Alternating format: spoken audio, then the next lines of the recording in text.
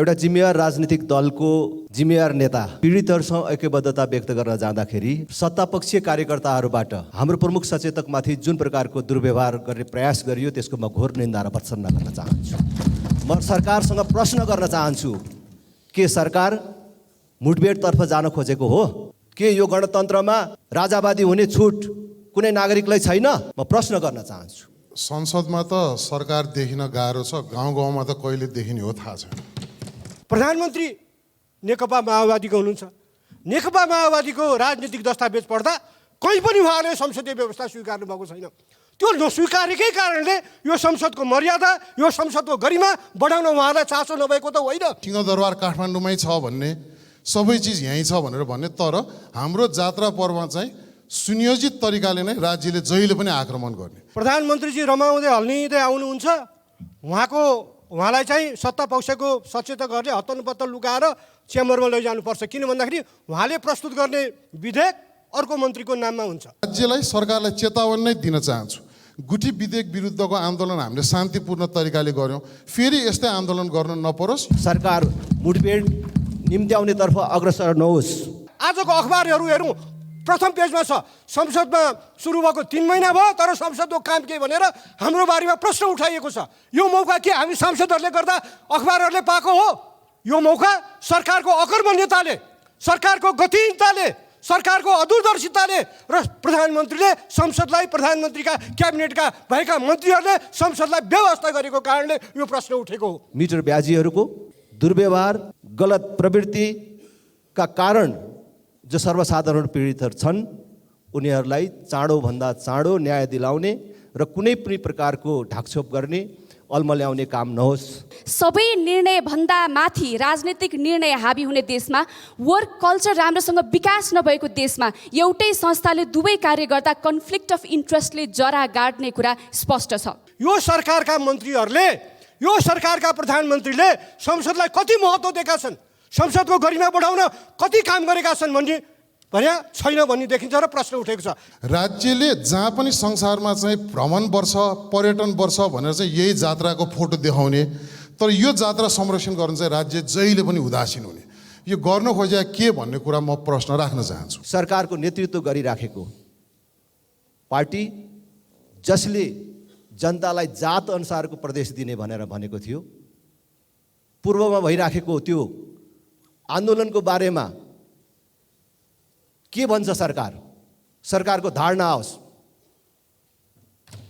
तामाङलाई तामसालिङ दिने, लिम्बूलाई लिम्बुवान दिने, राईलाई राई दिने, मगरलाई मगरात दिने, गुरुङलाई तमुवान दिने नाराका साथ राजनीतिमा आएको त्यो राजनीतिक दल जसले अहिलेको सरकारको नेतृत्व गरिराखेको छ, फेरि पनि पूर्वमा भइराखेको त्यो आन्दोलनको बारेमा यो सरकारको धारणा के छ म माग्न चाहन्छु।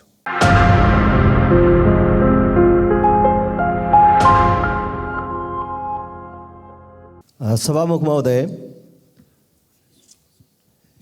मिटर ब्याजीहरूबाट पीडित नागरिकहरू 13 दिन पैदल हिँडेर काठमाडौँ आइपुगेपछि एउटा जिम्मेवार राजनीतिक दलको जिम्मेवार नेता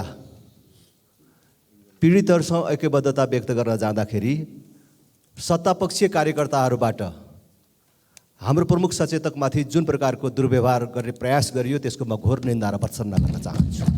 म सरकारसँग प्रश्न गर्न चाहन्छु, के सरकार मुठभेडतर्फ जान खोजेको हो? के यो गणतन्त्रमा राजावादी हुने छुट कुनै नागरिकलाई छैन?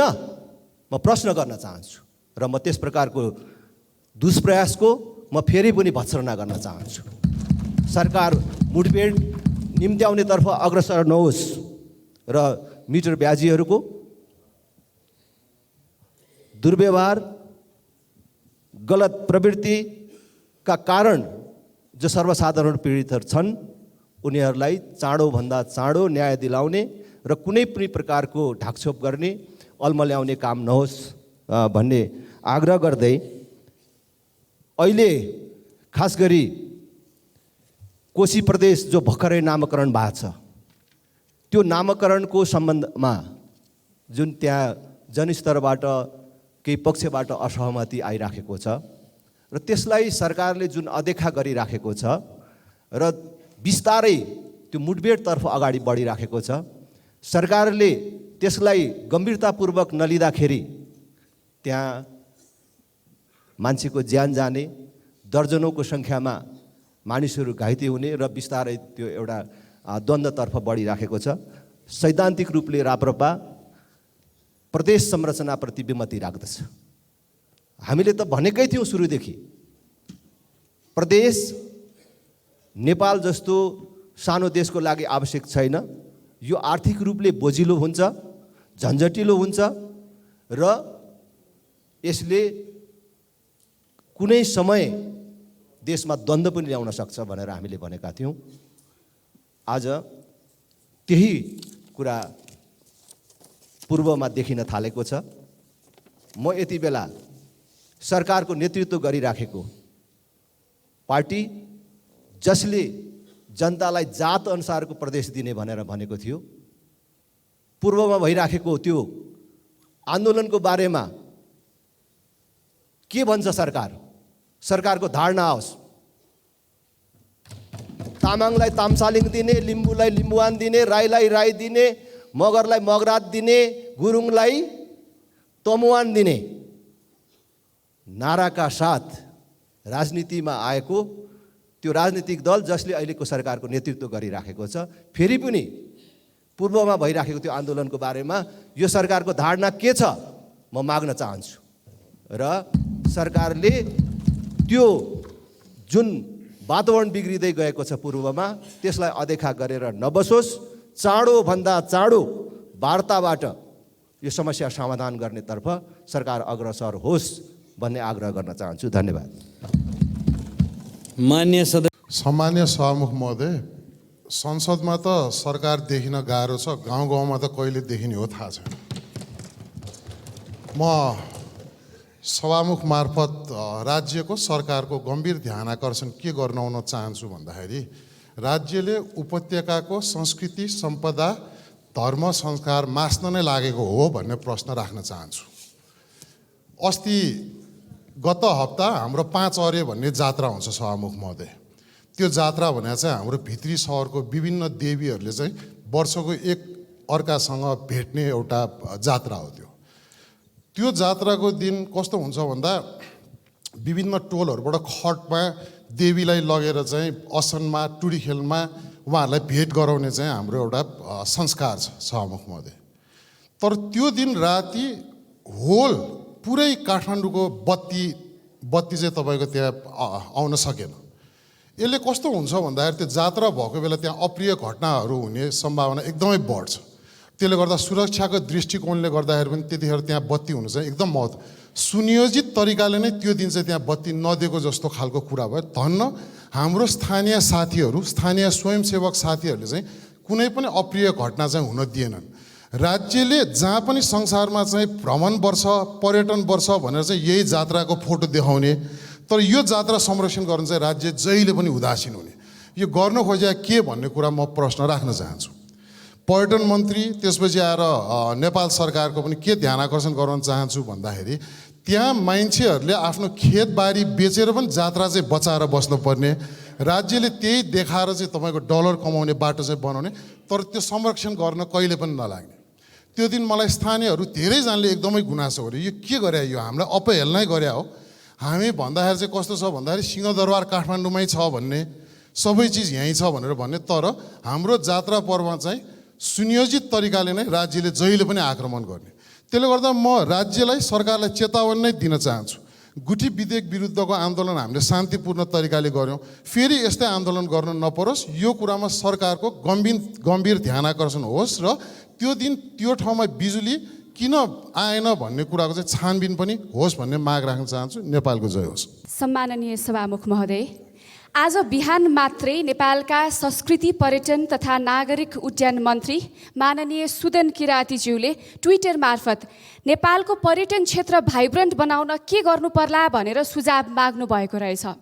उहाँको इच्छा शक्तिको उच्च कदर गर्दै पर्यटनसँग सम्बन्धित विषयमा सभामुख मार्फत म केही धारणाहरू राख्न चाहन्छु।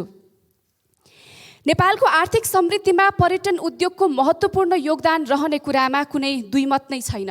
तर पर्यटन उद्योगको मेरुदण्ड मानिएको हवाई क्षेत्र सुरक्षित छ भन्ने सन्देश विश्व बजारमा पुर्याउन सकिएन भने पर्यटन उद्योग धाराशाही हुने निश्चित छ।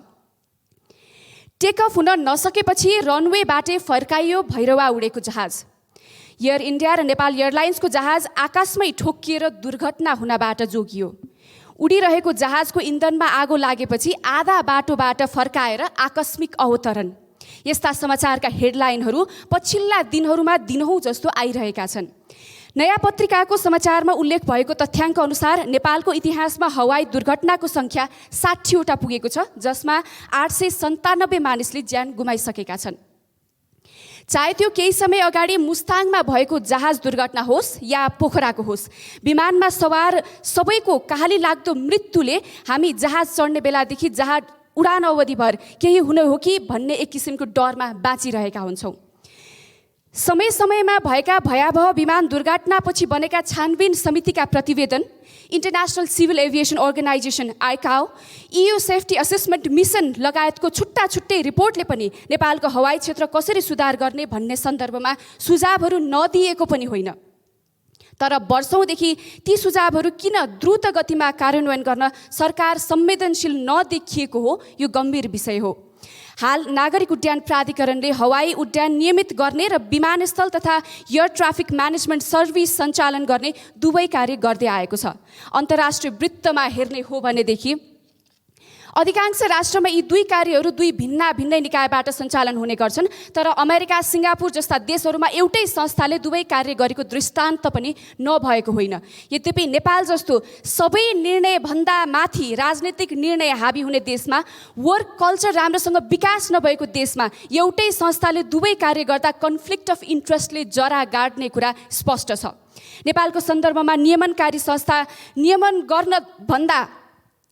गर्नतर्फ भन्दा विमानस्थल सञ्चालन, विमानस्थल आयोजना तथा पूर्वाधार विकास र एयर नेभिगेसन सेवा आदिको क्षेत्रमा बढी केन्द्रित हुँदा नियमनकारी जिम्मेवारी चाहिँ ओझेलमा पर्न गएको स्पष्ट देखिन्छ। नियमन गर्नुपर्ने क्षेत्रहरू जस्तै विमानस्थल सञ्चालन, हवाई ट्राफिक सेवा, प्राविधिकहरूको नियुक्ति, तालिम, दक्षता परीक्षण तथा प्रमाणीकरण एउटै संस्थाले गर्ने र आफैले छानबिन गर्ने जस्ता गर्नाले गर्दा सेवाको सुरक्षा तथा गुणस्तरप्रति प्रश्न चिन्ह उठ्नु स्वाभाविक नै हो।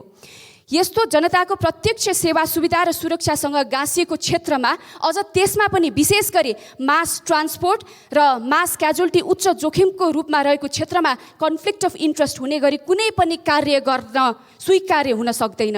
नेपाल सरकारका हरेक आवधिक योजना तथा वार्षिक नीति तथा कार्यक्रममा प्राधिकरणलाई नियमनकारी र सेवा प्रदायक संस्थाको रूपमा विभाजन गर्ने नीति रहँदै आए पनि व्यवहारमा यो लागू हुन सकिरहेको छैन। सम्माननीय सभामुख महोदय, यति धेरै हवाई दुर्घटनाहरू निरन्तर भइरहेका छन्। हवाई सेवा अन्तर्राष्ट्रिय नियम, कानुन, मापदण्ड र इन्टरनेसनल बेस्ट प्र्याक्टिस बमोजिम सञ्चालन हुनुपर्छ, जसलाई नियमन गर्न देशले आन्तरिक कानुन बनाउन आवश्यक छ।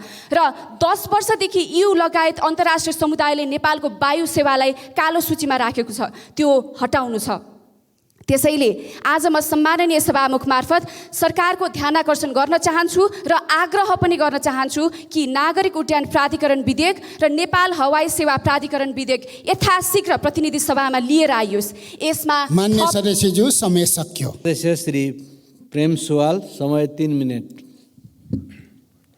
सभामुख महोदय, राजस्वले कर्मचारीको तलब नपुग्ने गरी अर्थतन्त्रलाई कमजोर बनाउने अहिलेसम्मका मन्त्रीहरूसँग स्पष्टीकरण लिन एउटा संसदीय छानबिन समिति गठन गर्नु जरुरी छ। अहिले व्यापार घाटा 20 खर्ब, सार्वजनिक ऋण 21 अर्ब, पेरुजु 6-7 खर्ब। 21 खर्ब, 20 खर्ब, 6-7 खर्ब भनेको यो धेरै हो। खो विश्वविद्यालयको विधेयक पारित गरेर देशभित्र गरिबका विद्यार्थीलाई समेत उच्च शिक्षा दिने बारे शासक दलहरूको चासो समेत नगएको हुनाले यसबारे पनि एउटा छानबिन समिति गठन गर्नु जरुरी छ। वीर अस्पतालमा क्यान्सर उपचारको उपकरण बिग्रिएको, मर्मत गरिएको छैन। बिरामी उपचार नपाएर मरिरहेका छन्। उपकरणको लागि अस्पतालबाट 2073 सालमै करोडौँ रुपियाँ भुक्तानी लिएका ठेक्कादारले सामान अहिलेसम्म दाखिला नगरेको बताइन्छ। वीर अस्पतालमा धेरै अघिदेखि नेपाली कङ्ग्रेसको हालिमुहाली भएको जनताको गुनासो छ। यसै कारण बिरामीको उपचार नभएको गुनासो छ। यसबारे नेपाली कङ्ग्रेसको ध्यान जाओस्। कोशी प्रदेशको नामाङ्कनको विरोध गरेका जनतालाई गठबन्धन सरकारले गोली बर्साएर पडम लिम्बू लगायतको ज्यान लिनु प्रजातन्त्र विपरीत हो। प्रधानमन्त्रीलाई विश्वासको मत दिने पार्टीहरूको निर्वाचन घोषणापत्रका एकवटा मात्र बुँदा समेटेर प्रतिबद्धता पुरा गरे तत्काललाई धेरै जनतालाई राहत मिल्नेछ। गोलमतोल साझा कार्यक्रम न्यूनतम कार्यक्रमको औचित्य छैन। दुर्गम क्षेत्रका ज्येष्ठ नागरिकलाई सामाजिक सुरक्षा भत्ता लिन अझै गाह्रो छ। जनप्रतिनिधिलाई सम्बन्धित ज्येष्ठ नागरिकको घर दैलोमा गई सामाजिक सुरक्षा भत्ता वितरण गराउने व्यवस्था गर्नु जरुरी छ। बैङ्कमा जम्मा गर्दैमा सरकारको कर्तव्य पुरा हुँदैन। सबै ज्येष्ठ नागरिक बैङ्कमा पुग्ने उमेर र रोगको कारण सम्भव छैन। सिद्धान्तहीन गठबन्धन गरेर चुनाव जित्न सजिलो होला, तर यसको जगमा सरकारलाई पूर्णता दिन र देश एवं जनताको हितमा काम गर्न सजिलो नहुने यसपटक पनि पुष्टि भयो। गोर्खा भर्ती अन्तर्गत बेलायती सेनामा भर्ना भई अवकाश प्राप्त गोर्खा भर्तीका सेनाहरूले बेलायत सरकारले गोर्खा सेनालाई भेदभाव गरेको र गोर्खा सेना भाडाका सिपाही जस्तै भएको गुनासो गरेका छन्।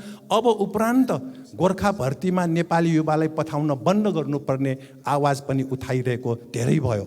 बेलायतले गोर्खा भर्तीका सेना सिङ्गापुर आजको सम्भावित कार्यसूचीको रूपमा नेटमा राखिएको विवरण हेर्दाखेरि त्यहाँ यो अभिलेखसँग सम्बन्धित अभिलेख संरक्षण ऐन 2046लाई संशोधन गर्न बनेको विधेयक आज प्रस्तुत गर्ने भनेर कार्यसूचीमा थियो। तर यहाँ आउँदा आजको कार्यसूचीमा त्यो हटेको छ र त्योसँग बोल्न म जस्तो अरू पनि थुप्रै सांसदहरूले तयारी गरेर आउनुभएको होला। यहाँ के देखिन थाल्यो सभामुख महोदय भन्दाखेरि प्रधानमन्त्रीजी रमाउँदै हल्लिँदै आउनुहुन्छ। उहाँलाई चाहिँ सत्ता पक्षको सचेतकहरूले हत्तनपत्त लुकाएर च्याम्बरमा लैजानुपर्छ, किन भन्दाखेरि उहाँले प्रस्तुत गर्ने विधेयक अर्को मन्त्रीको नाममा हुन्छ। अर्थात् विधेयकमा प्रस्तुत गर्न उहाँ आफ्नो नाम हटाउन लगाउनुहुन्छ, तर पार्लियामेन्टमै आउनुहुन्छ, भित्र पनि पस्नुहुन्छ, अनि उहाँलाई लुकाउन लैजानुपर्छ, हत्तनपत्त यो अपोजिसनले उठाउला भनेर। आज जब हिजो यो सूचीमा राखिएको थियो भने यो विधेयक प्रस्तुत गर्ने स्वाभाविक रूपमा मन्त्रीसँग पनि सोधेर मन्त्रीसँग सल्लाह गरेर यो समय राखेको थियो होला। आज के अपरिहार्य काम पर्यो? कुनै मन्त्रीको महत्त्वपूर्ण काम भनेको आफूले शासन सञ्चालन गर्ने आफ्नो मन्त्रालयसँग सम्बन्धित विधेयक पार्लियामेन्टमा पेश गर्ने, पार्लियामेन्टमा प्रस्तुत गर्ने भन्दा कुनै महत्त्वपूर्ण काम हुन्छ? हुँदैन सभामुख महोदय। यति महत्त्वपूर्ण कामलाई उहाँले छोडेर उहाँ कहाँ जानुभयो थाहा छैन, हटाउन यद्यपि हटाउन उहाँले चाहँदा हटाउन सक्नुहुन्छ, सभामुखज्यूले हटाइदिनु भयो, ठिक छ। तर यसले के देखिन्छ भन्दाखेरि यो सरकारका मन्त्रीहरूले, यो सरकारका प्रधानमन्त्रीले संसदलाई कति महत्त्व दिएका छन्, संसदको गरिमा बढाउन कति काम गरेका छन् भने छैन भन्ने देखिन्छ र प्रश्न उठेको छ। किन पनि म प्रश्न उठाउन चाहन्छु भन्दाखेरि प्रधानमन्त्री नेकपा माओवादीको हुनुहुन्छ। नेकपा माओवादीको राजनीतिक दस्तावेज पढ्दा कहीँ पनि उहाँले संसदीय व्यवस्था स्वीकार्नु भएको छैन। त्यो नस्वीकारेकै कारणले यो संसदको मर्यादा, यो संसदको गरिमा बढाउन उहाँलाई चासो नभएको त होइन भने विधेयक पेश गर्ने जस्तो महत्त्वपूर्ण कामलाई त्यत्तिकै छोडेर आजको अखबारहरू हेरौँ, प्रथम पेजमा छ संसदमा सुरु भएको 3 महिना भयो तर संसदको काम के भनेर हाम्रो बारेमा प्रश्न उठाइएको छ। यो मौका के हामी सांसदहरूले गर्दा अखबारहरूले पाएको हो? यो मौका सरकारको अकर्मण्यताले, सरकारको गतिहीनताले, सरकारको अदूरदर्शिताले र प्रधानमन्त्रीले संसदलाई, प्रधानमन्त्रीका क्याबिनेटका भएका मन्त्रीहरूले संसदलाई व्यवस्था गरेको कारणले यो प्रश्न उठेको हो। त्यसैले सभामुख महोदय, म सभामुख महोदयबाट एउटा स्पष्ट रुलिङको अपेक्षा गर्दछु कि यो हामीले नगरेको गल्तीको अवगाल पाउनु भएन, हामीले नगरेको गल्तीको आलोचना पाउनु भएन। यो संसदलाई प्रभावकारी बनाउने, यो संसदलाई गतिशील बनाउने, यसका नियमावलीहरू समयमा पारित गरेर हो, यसमा समयमा विधेयक प्रस्तुत गरेर हो, संसदलाई काम दिएर संसदलाई प्रभावकारी बनाउने हो। तर संसदलाई काम दिने काम भनेको कार्यपालिकाको, प्रधानमन्त्री र मन्त्री परिषदको हो। त्यसैले मन्त्री परिषद र प्रधानमन्त्रीको अकर्मण्यताले गर्दा आज संसदको गरिमामाथि जुन प्रश्न उठेको छ यसको समाधानको लागि सरकारलाई स्पष्ट रुलिङ सभामुखज्यूबाट होस् भन्ने अपेक्षा गर्दछु। धन्यवाद। सम्माननीय सभामुख महोदय, विषय उठिसकेको छ। न्याय माग्दै मिटर ब्याज पीडितहरू काठमाडौँ आएका छन्। 11 दिनको कठिन पैदल यात्रापछि उहाँहरू काठमाडौँ आउनुभएको। मैले केही दिन अगाडि मिटर ब्याज पीडित रौतहटको संयोजकलाई भेटेको थिएँ। मैले पाएको जानकारी अनुसार केही दिनपछि फेरि उहाँहरू ठुलो सङ्ख्यामा काठमाडौँ आउँदै हुनुहुन्छ। नागरिक सधैँ दुःखमा पर्ने, आफ्नो जायज माग राख्न पनि काठमाडौँ धाउनु पर्ने, राज्य टुलु हेरेर बस्ने, काठमाडौँ आएपछि सम्झौता गर्ने तर कार्यान्वयन नहुने, फेरि न्याय माग्दै पटक पटक धाइरहनु पर्ने, कुनै जाली छट्टुले तानाबाना गरेको छलकपट गरेको चक्र जस्तो पासोमा नागरिक कतिन्जेल परिरहने। यस विषयसँग मेरो विचारमा 3टा महत्त्वपूर्ण पक्षहरू जोडिएका छन्। पहिलो विषय, नवलपरासीका किसानले एकैपटक 47 दिन र पटक पटक गरेर 61 दिन मिटर ब्याज विरुद्ध धरना बसे। सरकारले अध्ययन कार्यदल बनायो। मिटर ब्याजलाई गम्भीर आर्थिक अपराधका रूपमा समेत सरकारले स्वीकार गरिसकेको छ। त्यही सिलसिलामा जुनसुकै तहसम्म बिक्री गरिएको भए पनि जमिनमाथि किसानको स्वामित्व कायम गराउने र फर्जी तमसुकका आधारमा हडपिएको किसानको भूमि फिर्ता गर्ने सरकारले मिटर ब्याज पीडितहरूको सङ्घर्ष समिति, मिटर ब्याज तथा ठगी विरुद्ध किसान मजदुर सङ्घर्ष समितिसँग 5 बुँदे सहमति गरेको छ। तर अहिले कानुनको मसौदा गृह मन्त्रालयमा अड्किएको छ भन्ने सुन्नमा आएको छ। महिनौँ गृह मन्त्रालयमा मसौदा थन्किँदा साहु महाजनले फर्जी तमसुकका आधारमा धमाधम छलकपट गरेर किसानको जग्गा लिलामी गरिरहेका छन्। दैनिक भूमिहीन हुने किसानहरूको सङ्ख्या यसबेला झनै बढिरहेको छ। सरकारले आफै सुकुम्बासी उत्पादन गरेको जस्तो देखिएको छ। सभामुख महोदय, दोस्रो पक्ष, यस विषयमा हामीले बुझ्नुपर्ने महत्त्वपूर्ण कुरा अर्को पनि छ। मिटर ब्याज आर्थिक अपराध मात्र होइन, यो विषय सामाजिक अपराध हो। पहिलो त यो सरासर कानुन उल्लङ्घन गरेर आम विपन्न जनताको अभाव र कानुनी ज्ञानको पहुँच विहीनतालाई दुरुपयोग गरेर न्यूनतम पनि 3 गुणा बढीको तमसुक गराई किसानलाई उसको भूमिदेखि नै बेदखल गर्ने कार्य स्वतः कानुनी राज्यको उपहास हो। यो कुनै पनि न्यायपूर्ण समाजमा स्वीकार्य हुनै सक्दैन।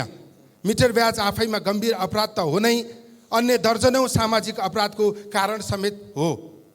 आज कतिपय पीडितहरू मिटर ब्याजको पैसा तिर्ने साहु महाजनकै योजनामा लागु औषध कारोबार गरेर जेलमा परेका विषय सार्वजनिक भएका छन्।